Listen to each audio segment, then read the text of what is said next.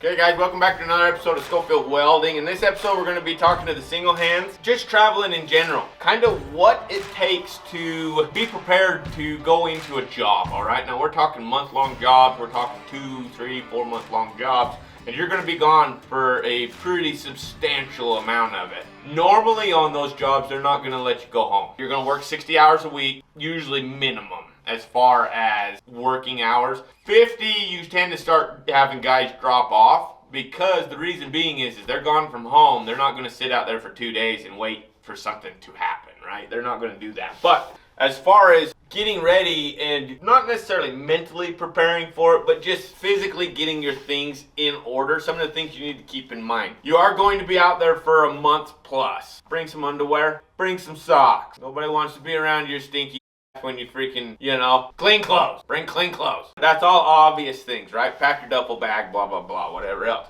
As far as the single hand goes, your grinders, your basic fitting tools, your TIG rigs, stingers, what you like to weld with, as far as your lenses, just your basic tool kit, which a lot of my guys, man, they got these sweet little knack boxes that aren't maybe 3 feet by 1.5 feet, 2 foot tall. Pretty little boxes. They fit right in their trunks of their cars, they fit in the back seat, they fit in their trucks, whatever. All their stuff is in there. My biggest suggestion to you, when you get on a job, and this is going to sound harsh, and it's something that I've learned a lot of recently, don't share your freaking tool, all right? Nobody cares about your stuff as much as you do, and it costs a lot of money. Take care of your tools. If somebody needs to borrow something, the rule of thumb is if you have to borrow it more than twice, you need to go buy your own. That's just the rule of thumb. If you need it more than twice, go get your own. As far as borrowing your stuff to them, I'd make a pretty good point. Hey man, maybe this one time, but you need to go get your own stuff, right? We make the same check. Here you go. Just take care of your stuff. Make sure you clean up after yourself, because you're going to be putting all your stuff away every day. Lock your stuff. Get ready for that. Now that you've got your underwear and your socks and all your tools loaded, and anymore, a lot of the stuff is online. Your paperwork, all that stuff to hire out with,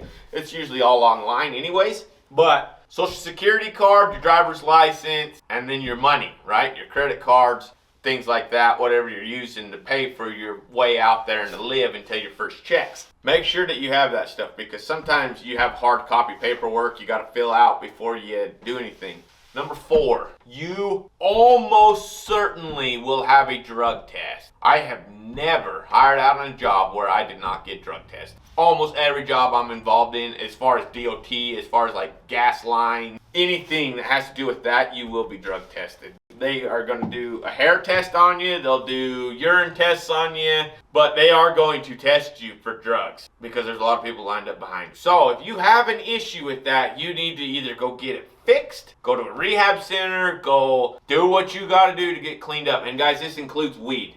Okay, they will test you on weed. They're going to test you on oxys, weed, alcohol, all of it. If you fail those tests, they can't hire you. And you'll probably be on a list. They probably will never hire you. Number 4, you need to be ready for your test, your drug test. And this is all assuming that you've already passed your welding test. Number 5, your living accommodations. How are you going to live out there? Cheaper is not always better. Believe me, I've stayed in some of the sketchiest motels you could probably ever imagine. You will not sleep very good. You will sleep with a gun. You're worried your stuff's freaking getting stolen about every 5 minutes. Worried somebody's gonna break into your hotel room. Like, those are the kind of hotel rooms that I've stayed in. You don't sleep good enough. It's just kind of a high stress environment where you just came from work for 10 hours, 12 hours, and then you're going to another high stress environment of where you're scared to go out and go eat something. You need to pay attention to where you're staying. Look up the area, look up the demographics, look up everything that has to do with that area. What's the crime rate? You don't want to wind up in a terrible situation, especially in welding trucks. People see that, and they associate it with money, they associate it with copper, they associate it with easy stealing, and when you got a lot of tweakers around, your stuff's fixing to get stolen. So you need to pay attention to where you're staying. Sometimes a more expensive room is better, because you're going to get better sleep and your stuff's secure. Get insurance on your tools and your trucks, just for that simple reason. If things start getting stolen, you get in a wreck. Financially, it can cripple you as far as your body goes. If you're not hurt physically, the damage it does to all your equipment is a substantial amount of money if that stuff's not covered. That would probably be some of the suggestions I would give out for month-long trips. On a different point, as far as for the guys that are married or have girlfriends or whatever is involved with that, when you go out on the road, you need to be somebody of honor, somebody of integrity, somebody that is trustworthy. The problem with going on the road anymore is it's too easy to mess up. And what it does is it cripples your relationship at home. There's no more trust. You going out and trying to make good, big money is going to be cut short very quickly because you are not trustworthy to go out by yourself. Guys, just keep it in mind. I don't care what you do in your personal life, whatever. This is your own life. If that's something that you do and you've gotten away with it for as long as you have, fixing to catch up to you. The divorce, the breakup, the rip your heart out situation that you're fixing to put yourself into could cripple your career in the long run. So it's something to keep in mind. Be a person of integrity, be an honest person, be somebody that has self-control, and be willing to you're going out there to go make money, you're going out there to go provide for yourself or a family. Man, this is the game.